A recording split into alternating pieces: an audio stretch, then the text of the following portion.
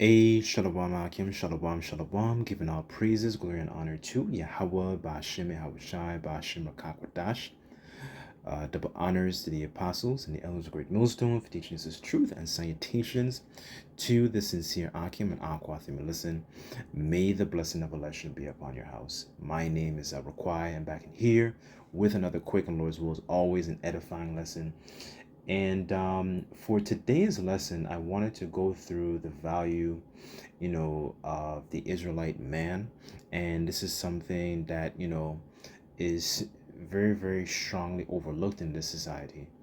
And, I wanted to go through, and I guess it's just a bit of an exhortation, because, when you see the way Esau treats and comes down a lot on our people, when you see the type of rhetoric that is spoken about a lot of our people, a lot of that has a negative self, um, all of that fosters negative self-image, and all of that fosters negative self-perception and how essentially you view yourself, right? Because remember, when Esau came out and essentially he was loosed out of his prison, out of a little season, pursuant to Revelation, the 20th chapter, and he went out to go deceive the different nations. He also deceived not just the way the Heavenly Father and his Son looked, but he also deceived and given you a false perception of how the real Israelites look and how they conduct themselves, right? So, and then he telling you you're less of a human, you're telling you you're less of you're a base person, right? You're not somebody to be regarded with wisdom, right? So I wanted to do this as a little bit of a mindset of confidence, um and understanding that we are a royal people, right? So I guess I'll start off with that, um in the book of Deuteronomy, and I wanted to read an account of our forefathers, right? So let me start off with Deuteronomy.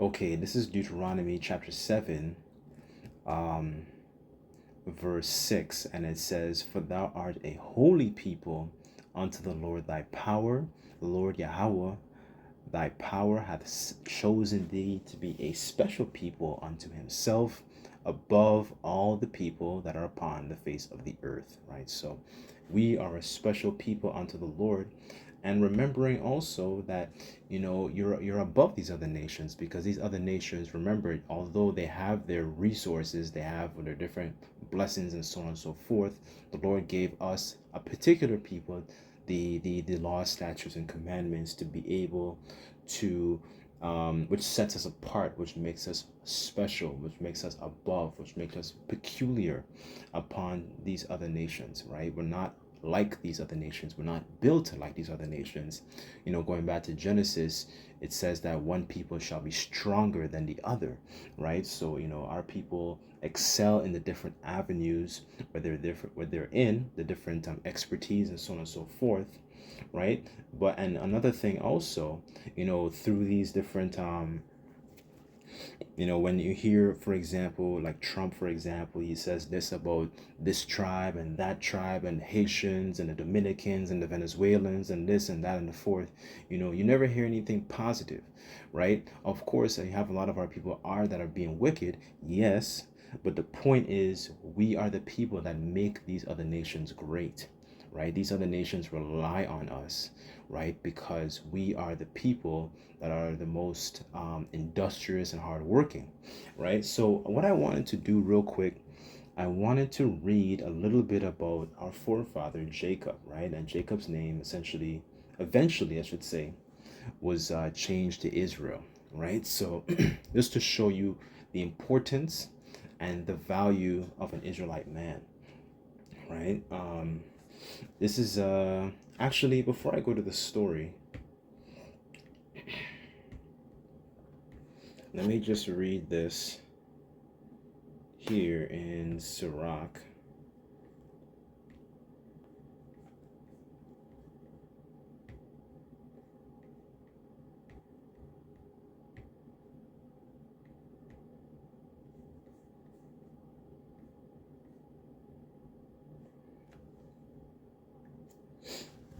This is Sirach chapter 10, verse 19, and it says, "And they that fear the Lord are a sure seed, and they that love him an honorable plant.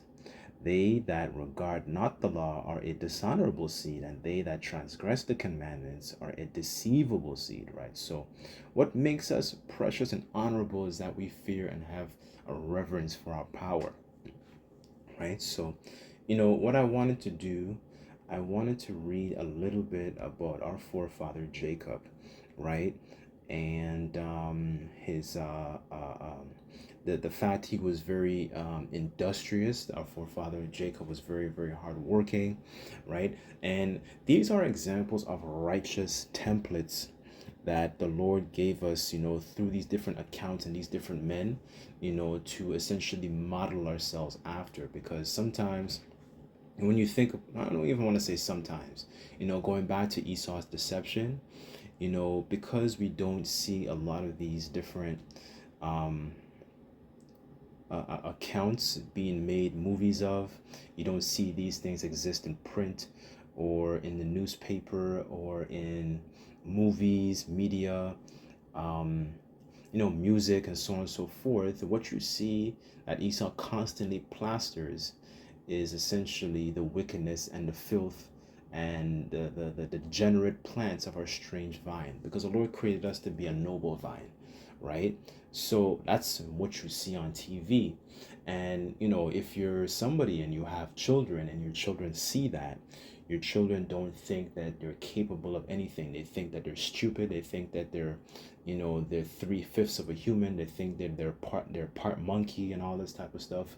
They start to believe a lot of the deception what Esau constantly pushes out, right? And this is the tearing down of different strongholds, and a lot of those strongholds are also in our minds of how we perceive ourselves, right? So we constantly have to, combat those strongholds, and understanding that A, now we are a royal people, B, I'm an Israelite who fears the Lord, right? And knowing those things helps to break down the deception of how what the cookie cutout template image of how the Esau presents our people to be, especially the so-called like darker tribes. But this is really focusing on all the different tribes as well, right? So I did some rambling, but okay, this is the story here. This is Genesis chapter 30, verse 25 in the NLT. And the title here, it says Jacob's wealth increases, right? So this is in the NLT, and it says, "Soon after Rachel had given birth to Joseph, Jacob said to Laban, 'Please release me so I can go home to my own country, and let me take my wives and my children, for I have earned them by serving you, and let me be on my way.' It says, 'You certainly know how hard I have worked for you. Please listen to me,' Laban replied. 'I have become wealthy, for the Lord Yahweh Bashem Yahushai has blessed me because of you. Tell me how much I owe you. Whatever it is, I'll pay it,'" right? So this is a discourse, a conversation between Laban and Jacob. So Jacob is doing some work here for Laban, and eventually he works his 7 years. He acquires Leah first, and then he acquired Rachel, right? So he is paying. He's essentially, he's starting to prosper more. So now he's acquiring wives, and he's acquiring more responsibility, right? But here you see the dynamic between Laban and Jacob, because Jacob in this situation is extremely valuable. He's extremely profitable. So let me go into that word value in the etymology here, because our people don't see themselves as people who are valuable, right? Because when they see those different images, and they don't think they're capable of anything, right? And this is why another reason our history is so important, because you also understand how our forefathers conducted themselves, whether they were sovereign or whether they were in captivity. They were still very much looked after because they were so nigh unto Yahweh Bashim Yahushai, right? This is value in the etymology here, and it says price equal to the intrinsic worth of a thing. It says moral worth, standing, reputation, right? So Jacob essentially had a very good reputation. And what does the scripture say about a good name? A good name endures forever, right? So it says here, it says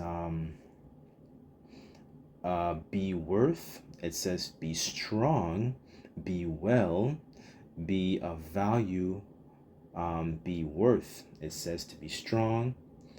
Late 14th century, it says useful properties, degree to which something is useful or estimable, non-material worth. It says appreciation. It says regard, relative status or esteem of a thing. It says social principle. Let's see here. It says worth. It also says judgment, right? So, a lot sticks out here, right? So, when it comes to the deception of Esau is very, very strong, right? That's why it says in Job, ye are forgers of lies. When during that time of the Renaissance, he portrayed himself to be like unto the Most High, pretending that he is the Most High, to roughly paraphrase. And through that, he is seen as the beacon of understanding, the beacon of light, the beacon of, complete wisdom. But the scriptures say that the knowledge of wickedness is not wisdom, right? So those are different strongholds that we're tearing down to show that he is not as wise as he thinks he is, and reintegrating proper understanding and understanding that you Israelites, especially you men, are a valuable, important people, right? As much as the society doesn't see it, it's something that it needs to be concreted and shoved into your minds to understand that you are a valuable man, right? And this is regardless of the fact of how do you call those things, like physical things that you might own, for example, like a vehicle. Maybe you don't drive the nicest vehicle, maybe you don't have a vehicle of your own. Maybe you may not have your own space. Your value isn't attached to the physical things of this world, because the scriptures also talk about how, I think Yahushua even said this. Let me see if I can find that. Hold on.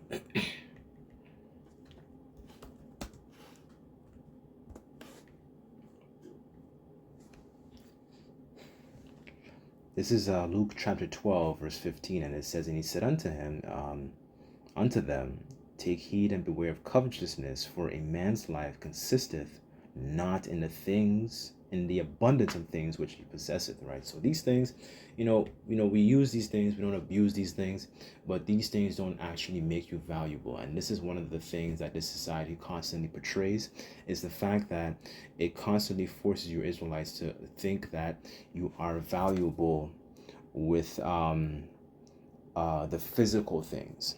You're not valuable. And Esau is not telling you, okay, what really makes you valuable is being close to the Lord. Esau's not telling you that, and then he wouldn't tell you that, because then you would stop actually behaving the way and then behave in the way that the Lord actually instructed you to behave, right?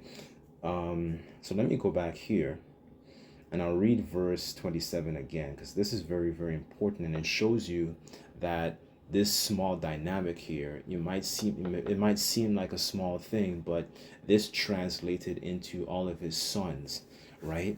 And the different tribes, because the different tribes, they're like different, they're like companies of nations, right? And wherever we were scattered, we will show, we show that we prospered, and we show that we had a certain level of intellect and intelligence even surrounding these other nations, right? So I'll read verse 27 again, and it says, please listen to me, Laban replied, for I have become wealthy, for the Lord hath blessed me because of you. Tell me how much I owe you, whatever it is, I'll pay it. And Jacob replied and said, You know how hard I've worked for you, and how your flocks and herds have grown under my care. You had little indeed before I came, but your wealth increased enormously. So if you have somebody whose wealth is increasing enormously, you're not going to want that person, you're not going to want the person to leave. You want that person to stay, right? Like think about it in like a physical sense. You have a worker that, you know, he's he's saving you a lot of money or something like that. That's a guy that's a guy you want to keep around, right? Because he's valuable, right? So how much more, ourselves, right? And thinking about it as well, it shows you, that within the different spaces we were in, whether we were sovereign or not, we are a valuable people, right? So and he doesn't want him to leave, right? Like, why would you want somebody who's not valuable?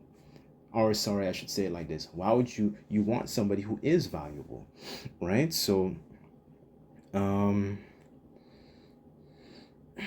it says, "The Lord hath blessed you through everything I've done, but now what about me?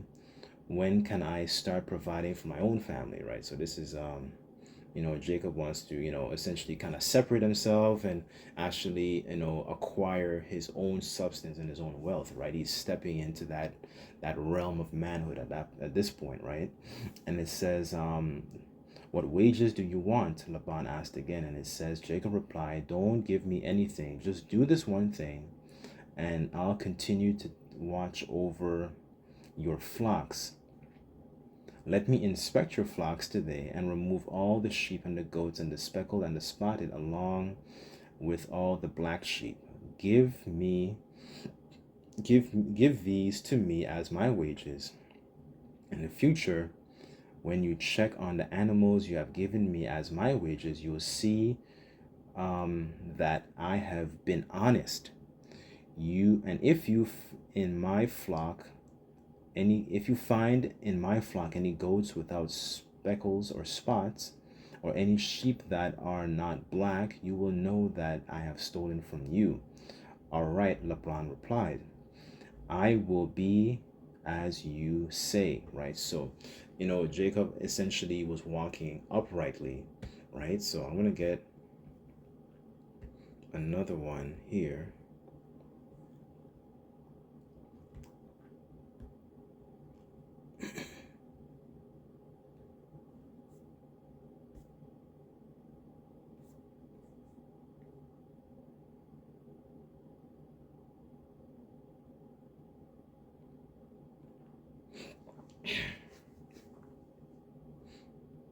This is Sirach chapter 19, verse 29, and it says, a man may be known by his look, and one that hath understanding by his countenance when thou meetest him. A man's attire, excessive laughter, and gait show what he is, right? So you see that how Jacob was conducting himself with Laban in terms of, he was walking uprightly, he was walking honestly, he was walking in a very in a sense that where he's supposed to be, right? And it shows you, it shows you also the value, of your Israelites. Like, our people don't see themselves as valuable, really, because, they're very taken by Esau's magic, by Esau's witchcraft and deception, right? So a lot of those strongholds that also exist are honestly are as a matter of fact, let me get that too.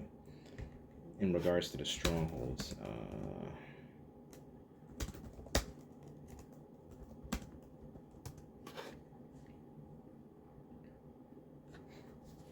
this is 2 Corinthians 10, verse 4, and it says, for the weapons of our warfare are not carnal, but mighty through the Most High to the pulling down of strongholds, right? So a lot of these strongholds of how you think about, your mind, I'm sorry, about yourself, constantly are, in your mind, and then it's strongly reinforced by the images that you see. So that's why utilizing the armor is to be able to break down and destroy those different strongholds that Esau put out, because you are not the 3/5 of a human of what Esau has told you. And a lot of our people, especially our young men, because you're seen as a pit bull, you're seen as an animal that just has to be put down, and seen as somebody who is not, uncontrollable. You're seen as somebody who's completely undesirable. You're seen as somebody who's a threat, right? And in the spirit, we are, you know, you know, threatening. But like the point really is because we have a certain type of aura and presence, but it's not like we go around, trying to be, rolling around tough guys and stuff like that. But the point really is that, those strongholds are very, very much real, and sometimes they exist in the mind, and it starts in the mind, right? And it's reinforced by those images that we see on TV and media and our cell phones and so on and so forth, right? So I guess I'll leave the lesson there, right? But this shows you the value, right, of the Israelite man, especially in the different scenarios where we were in, right? So don't to think of yourself as somebody who is not valuable, right?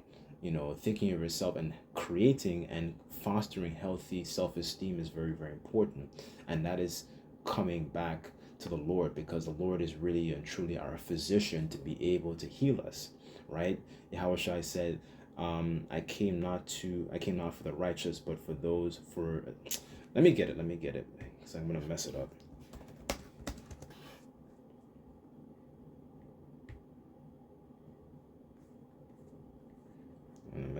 Salakia.